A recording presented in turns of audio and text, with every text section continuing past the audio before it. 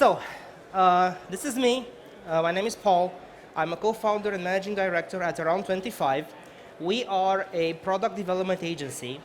And today, since we're at the tech conference, I would like to talk about refactoring, okay? And since we're on the product stage, it's going to be refactoring that has to do with products and with startups.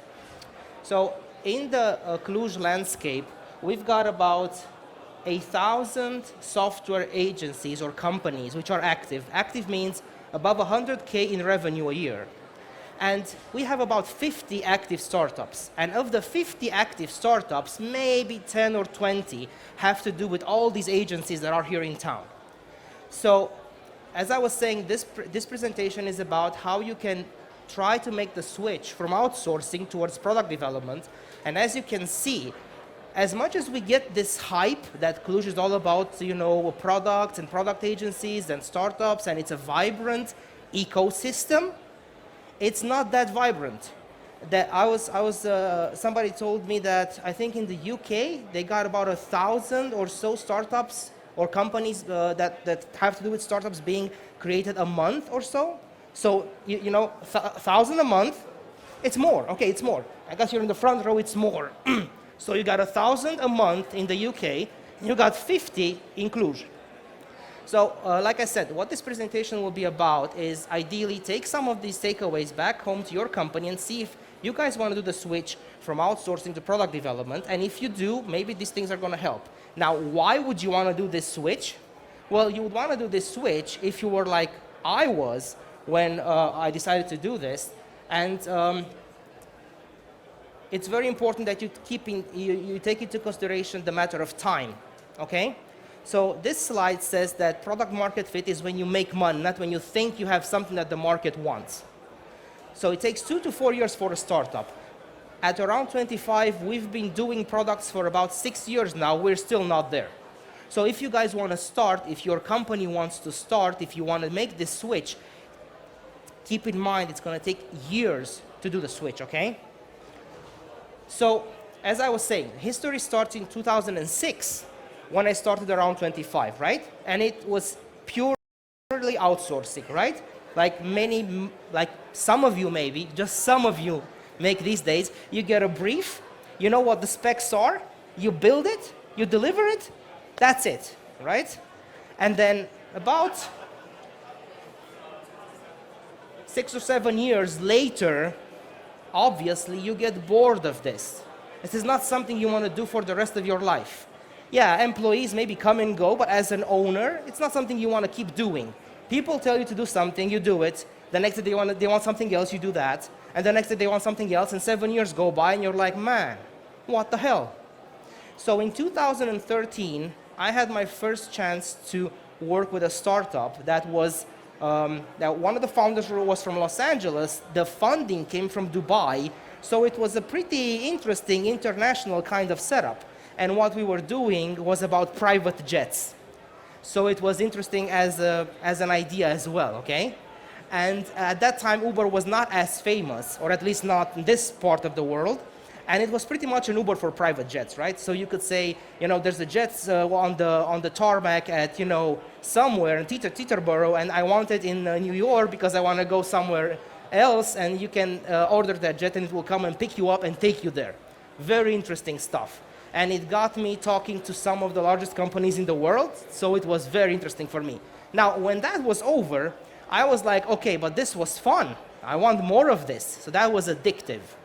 And then what happened next is in 2014, just the next year, it was actually just a few months later, when together with a friend, we started our own startup. And we were like, okay, so we have this thing we're building now, let's go and show it to the world. So we went to the Web Summit. It was back in Dublin at the time. And there we got to see the world. It's like 50,000, now it's 100,000 people in Lisbon, and it's huge. And all of a sudden you find yourself in a totally different world from Cluj. So we were seeing that this whole product thing is way more than just outsourcing, and it got more and more interesting. So then in 2016, we built something local, right? So this was a local startup for Cluj. And it has something to do with car washes and finding the nearest car wash and getting there quickly and not waiting in line and so on. And as you'll see with a lot of people that want to start something, most of them end up doing something local because it's easy. You understand the market, you understand the people, you understand the needs, and it's easy to build something local at first. Then, in 2017, I had the chance of working with a team from Spain and being the remote CTO. So I got to experience what it feels and what it is like to be part of a startup, but not actually be part of it like physically. You're like an online presence. We met a few times, of course, but ultimately the team was in Barcelona and I was in Cluj. So that was an interesting experience as well. And last but not least, now last year in 2018, I started another startup which is so far moving quite fast compared to the others, which got investment and is currently doing a demo in London with one of the companies there. So this startup, I finally learned some lessons and I thought, okay, well, this one we're going to go international from the start, right? We're not focusing on the local market. We're going wherever the players are, wherever the experience is, wherever the industry is. We're going there. So this startup is about employee engagement. So it seemed like London could be an interesting place for us, with benefits and employee engagement and it being a hub and so on. So we're there. Now, take all this experience and what follows are some lessons learned, which, like I said, could help you and your organization maybe not do some of the mistakes, although I strongly recommend people making mistakes. First of all, I think you're either a business owner in this room or you work in a business that's owned by someone else. I think that it's very important for the business owners to have skin in the game. So we spent money, myself and my other founders, with all these ideas we've been involved in. We actually invested in some of them, we spent time with others and so on. It's very important for the owner of the company you work for or if you're the owner of the company that you own to actually bleed a little bit. Otherwise, this whole startup thing doesn't really work. It's not something you can, you need to be involved way more personal than you are with some of your clients maybe right now. And then, as owners, you need to learn by doing. At least that's what I did. Like, you can come to these kinds of events, you can take this deck home, right? You can try to do what it says. There's not two startups alike, even if they're in the same industry and have the same number of team members and have the same tech stack. And that's how it is with agencies. Each and every one of your businesses is a snowflake, so it's unique. And then, since it's unique, it will have its own path, it will have its own challenges, it will have its own problems that you will have to deal with in this transition from software development agency to product development agency. And last but not least, please cope with failure, or at least learn to cope with failure. There was an interesting talk before about how you can cope with stress, right? Failure comes with stress usually. There's usually stress before, and then there's failure. And failure can leave some marks depending on how solid you guys are up here. And like I said, you have to deal with it. Now, if you guys are gonna try and do any kind of product in your agency, you have to focus on transparency. Like when we were working on all these products that I outlined, all of this was happening in the offices of around 25, right? So everybody in around 25, they got to hear everything, they got to at least be part, even if not be part of the startup team. They at least got to hear what the startup team was doing, were they making any money, have they signed any deals? So, okay, I mean, what were they actually doing? What happens is that at that time, nobody really thinks they're learning anything, right? They're like, well, some hearsay in the office, I hear some people talking and so on. But in time, so over time, people who hear the startup teams talking about the startups, they will learn some things. They will hear some things. They will learn the acronyms. They will learn a bunch of stuff that people from the industry already know, right? But for somebody who's not from the industry, maybe the simplest word like MVP is something they're like, what the hell is that? So it's not wrong, it's just something you need to get used to. And I think that you need a fault-tolerant organization if you're gonna do startups. Like if you as an owner or your company gets really, really, cranky when something goes wrong, then startups may not be the thing for you because things will go wrong at every single point in the evolution of your startup. They will rarely go well. It won't be a pleasant ride, right? You have problems right now maybe delivering for some of your clients, right? You're behind on your deadline, you're not going to meet the next milestone, your backlog doesn't look pretty, or your current sprint is not where it's supposed to be. Well, that's all nice and dandy. Only with startups, you're such a small team that everybody worries about the backlog, about the funding, about the go-to-market, about the client. You're doing customer support now, and in about 5 minutes, you're putting some numbers in the investor report for the first quarter. I mean, there's not all these legal departments and finance departments and all these people that usually an agency or a company has, which supports the employees in what they do. With a startup, you're a team of 3, maybe 4, and you guys have to do everything. And you're going to do some of it wrong, and that's it. Just deal with it. It's wrong. Nobody's really going to care. You're going to learn a lot by doing it. So like I said about Engage, which is my most recent startup, I strongly advise that you think international and that you go where you see your clients are, where the money is, where the potential is, where anything is. So how did we end up in London? We started in Cluj. We went to a conference here. Somebody came on stage. She said she works at this company and they're from London and they do this. And when she got off stage, we went and said hi. And we said, okay, look, we do this. Maybe we can get back to you guys when we have something you can test. And that was it. That was a year ago. We came back to her about 6 months ago, saying, okay, look, we're close to having something that may be ready for you guys to look at. How are you with the idea? She was like, okay, let's see, what is it? How does it work? Tell me a little bit more. Let me take it to my colleagues. Let me see what they think, and so on. So we started last month. It takes time. But at the same time, it can give you a whole different level of exposure. Like you can try and build things in Cluj and in Romania, but most of the times, if what you're building needs to be validated by somebody from a different market. Why? Because Romania isn't necessarily the hub of innovation worldwide. Okay? That whole Silicon Valley of the East thing is something we use in the East. Nobody else uses that too much. Okay? You go to Poland, they're the hub in the East. Okay? So don't take that too personal, okay? So whatever you build, see where there are people who are more knowledgeable about the industry. Go there, see if there's a need for that product that you're building, and then try to validate it with them. You can try to do it in Cluj as well, but from my experience at least, most of the times you'll hit a barrier that has to do with other companies or other people having to do innovation together with you. You're trying to innovate. This region maybe is not the most advanced in as far as all aspects of an industry goes.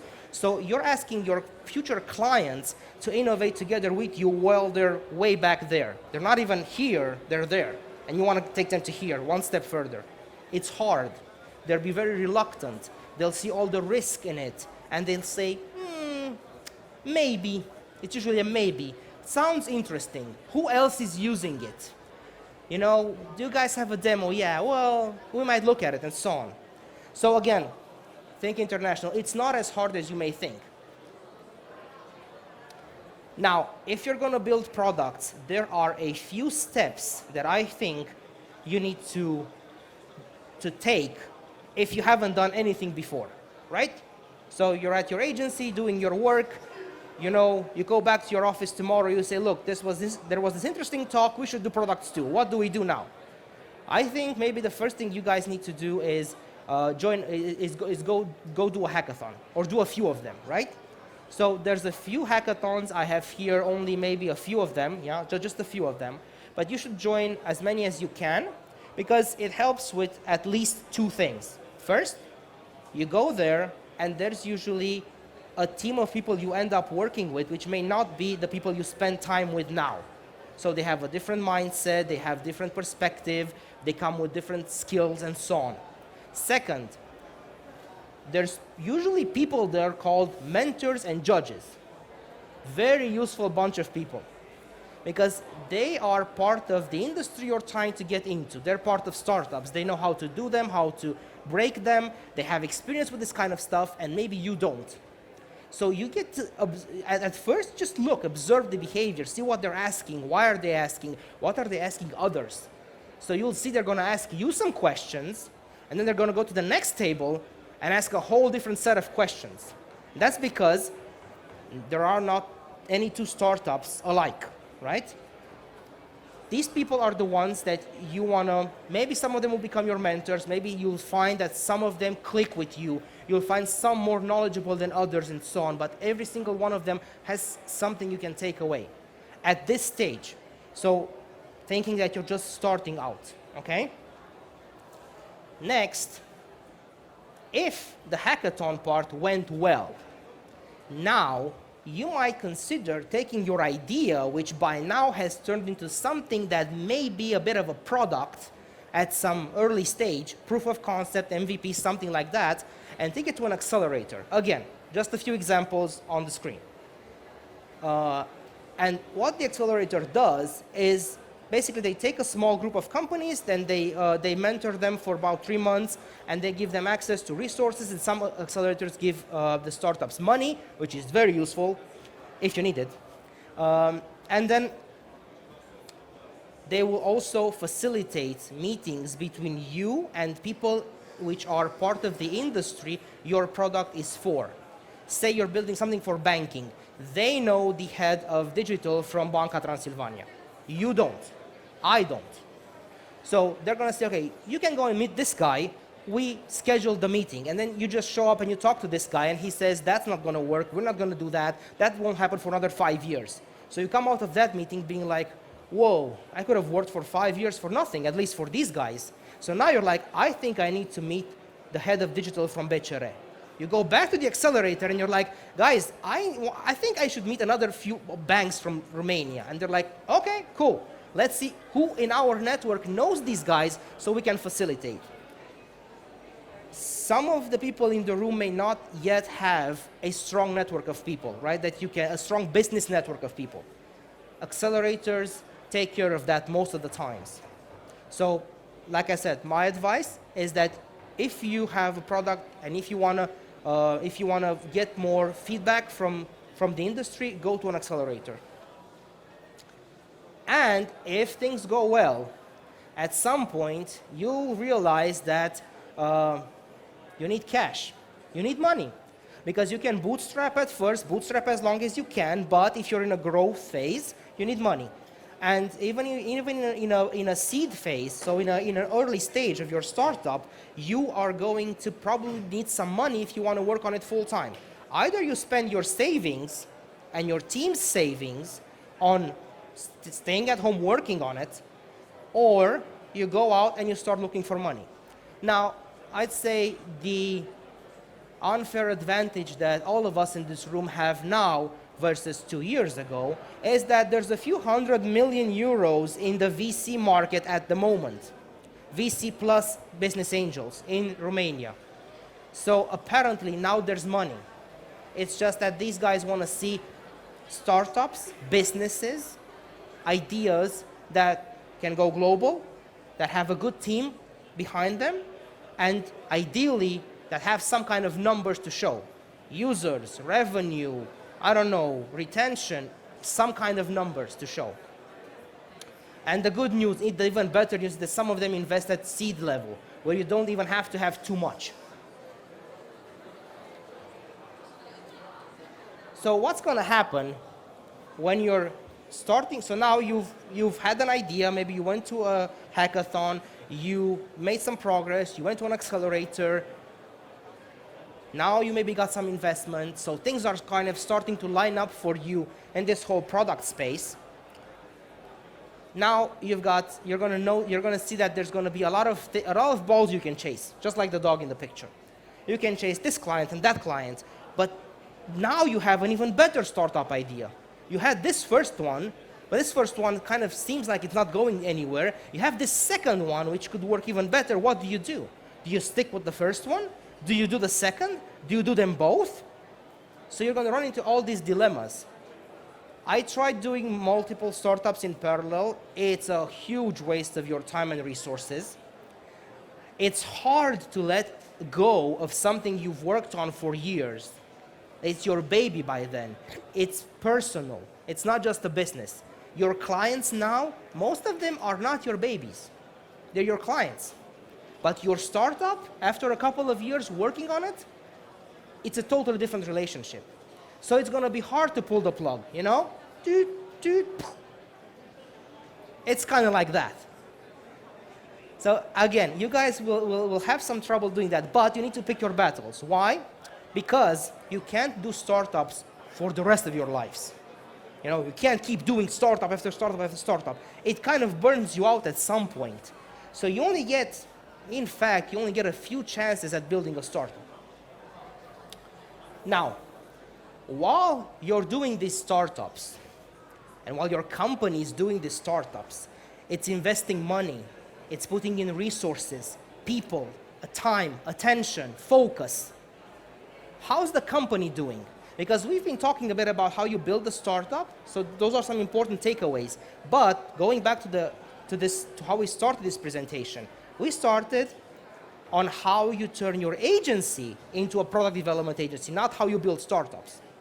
To me, how you build a startup and what are the key takeaways for that is an important learning curve before you can go and build somebody else's products. Because if you haven't done any startups before, I doubt you can go and talk to a founder and be actually credible. They'll feel it, you're gonna ask a lot of, outsourcing questions like, what's the budget and what's the timeline and what's this and what's that, instead of asking, what are your users kind of looking for? What features are most important to the product at this stage? How do we build these and focus more on that? And how do we get you money so you can pay me? You care a lot about how you can make them money before they can pay you. It's not, with some of your clients now, maybe you're like, I don't know. Maybe he's got clients, maybe he's got money, maybe he has investment, maybe he has his own money. I don't even care where it's coming from. With a startup you do, because what happens when the startup dies? You need a new client. And sometimes they're hard to acquire. Just sometimes. So as I was saying, keep an eye on your company's heartbeat. Sometimes it may go smooth, like your company is on autopilot. Things are happening, you got some paying customers, cash flow is fine, and then you're putting some of that cash flow back into building your own products so you can develop this whole skill set of product development so that you can use the skill set later on with some startups who are looking for a different kind of dialogue when talking to a provider of services, which is you. And as part of being part of the startup community, even as an agency, you have to give back. So this is the type of community, it's a bit tighter than the business community, if you ask me. So in business, people kind of like, they have some walls and some fences, and they're careful about who's telling who, about what their marketing strategy is, and stuff like that, and so on, and who their best engineer is, and what technology they're going after. And we may be looking at machine learning sometime the next bullshit. We've been doing it for the past 6 months. When it comes to startups, you'll see that it's a very kind of friendly community. Why? Because it's rarely the case that you're actually competing with somebody that close in your community. Everybody's doing something else. You all have the same problems. You can't find people to hire. You can't find clients. You can't find funding.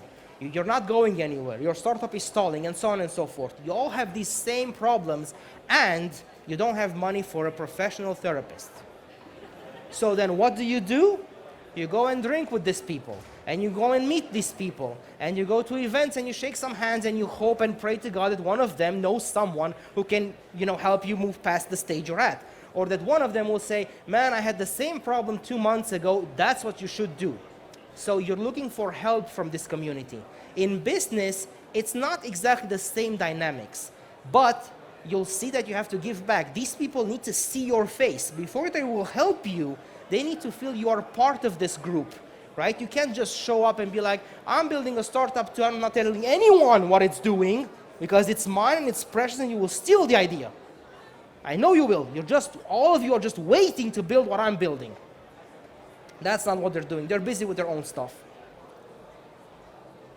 And maybe absolutely the most important thing of it all is the snowball effect. Like, if you as an owner, that's my story, if I was involved in building these products, and if I've been spending the past 6 years in this company, in around 25, teaching my colleagues and exposing them to this whole startup ecosystem, mindset, to product development, to how we should talk to a founder, to what we should ask for, what we shouldn't say, all these things, what's important for a founder, how do we pitch? How do we pitch in a movie theater? How do we pitch for investment? You're exposing your team to all these things. It's like a very, very long workshop that your team around you is doing together with you. Some of them may not even realize it. They just wake up 3 years later and be like, hey, I know what you guys are talking about there. Did you guys think about that? And they're like, whoa, how the hell did I know that?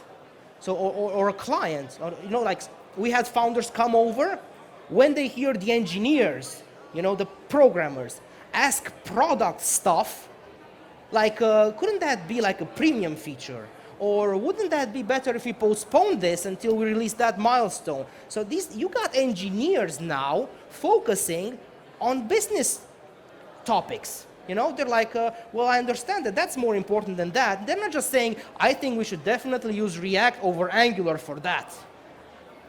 Now they're focusing on business. It's huge for a founder. The second you have an engineer on your staff talk about product or revenue or business model related stuff in a client meeting with a startup founder, that person is going to be like, whoa, this is not the typical outsourcing agency. These guys have their developers know stuff. So I've seen these reactions. This is not me saying it. Try it. That's all I can say. And you'll see there's going to be a reaction. Why? Because it's like you going into a store. The person asks you, how much money you have to buy a TV, you're like, well, you don't seem, screw you. If they ask you, what are you looking for in the TV? What's important to you? What's your room like? How big is it? What kind of sound you want? You're like, well, maybe he just wants to sell me a good TV, so I'll play ball and answer the damn questions.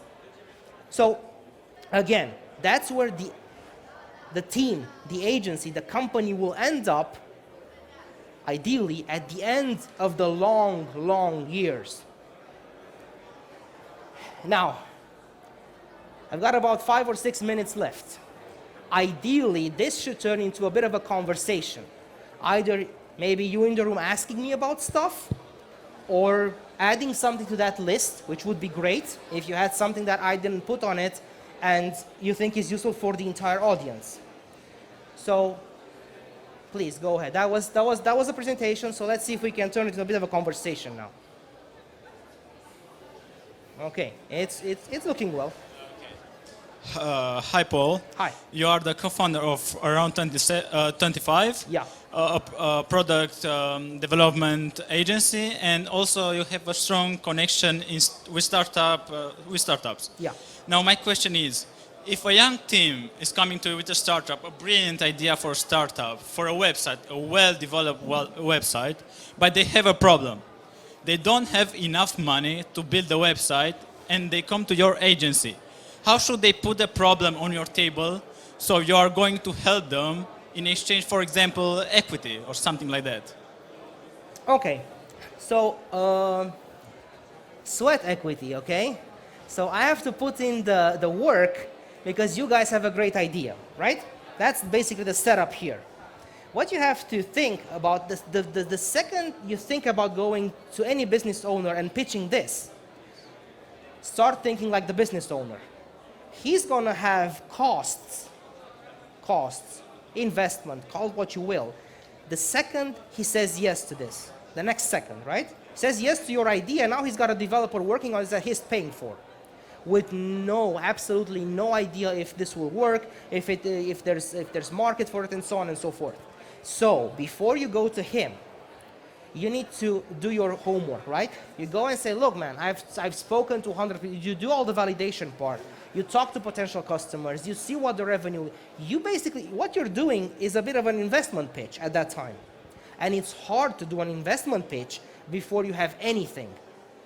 So you need to go there with knowing what you're building. How does the market look? Is there some kind of market fit there or some potential in that market? And then you go and talk to the person and see what they think. It's not going to be necessarily a yes or no type of situation. It may be how about you go back home and you think about these other 75 things you haven't thought of, and we meet next month. Expect that type of scenario if they have the least amount of interest. Let's say they have done their homework, they have wireframe, they have specifications, they have asked a couple hundred people about their experience, about their problem. They basically have the idea. They validated that they are capable of doing that, Yeah. but just don't have the money.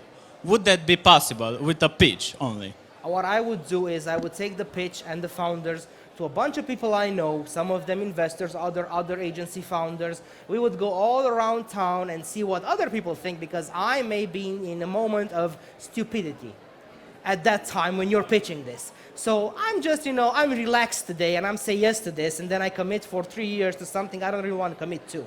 And one more thing I'm really looking for is we're not an agency that invests this kind of sweat equity in 20 startups hoping that one of them will make it.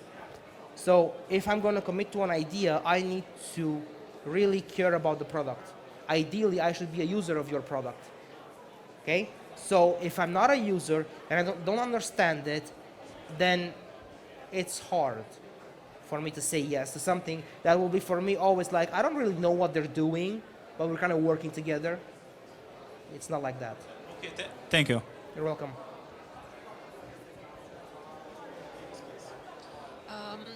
Just getting back to his question, I have a follow-up with that. So maybe what can you tell, let's not say stupidity, but maybe problem solving. What can you tell to help decision making, to approach decisions faster? Like dilemmas. I can't hear. Can you hold on? What can you tell about problem solving skills? About problem solving skills? Yes, decision making.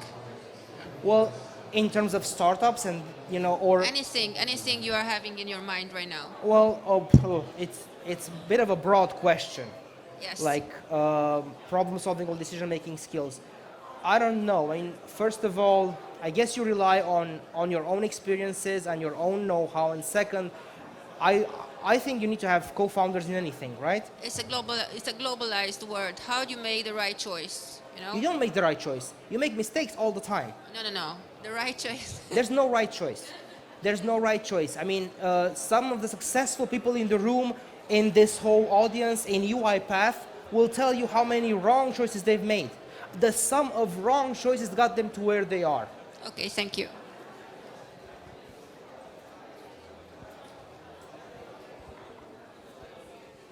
All right, so one more question and then break. Hello. Hi. Congratulations on your path. It's really impressive what you've done. I have a question for you. So in a startup, where do you think that it's the point where the founder gives up the position of product manager to somebody else? There's founders that do that really early on. I know some examples. They're usually experienced business people, past founders, who maybe don't have enough time to do this type of work anymore. They focus more on the business, on the direction, on the strategy. It's not usually something you see in early stage founders or in first-time founders. First-time founders don't yet have this luxury of giving it up to someone else. They don't have money to hire. they don't have enough money to basically to hire people and to do the stuff for them. But with founders who have had an exit already or have more experience, I see this type of behavior. They have a product manager in place who does the day-to-day, who works with the team, who does all this kind of stuff, and then as a founder, they just focus on, okay, what's our next step, how do I get the money, and so on. You know what happens when you have a bigger team? Obviously you have bigger costs. So you as the owner, maybe as the co-founder, need to worry about where is the money coming from, because it's not coming from the clients yet. So you need to worry about that. Okay, thank you. You're welcome. Okay, it's a wrap. That's a wrap.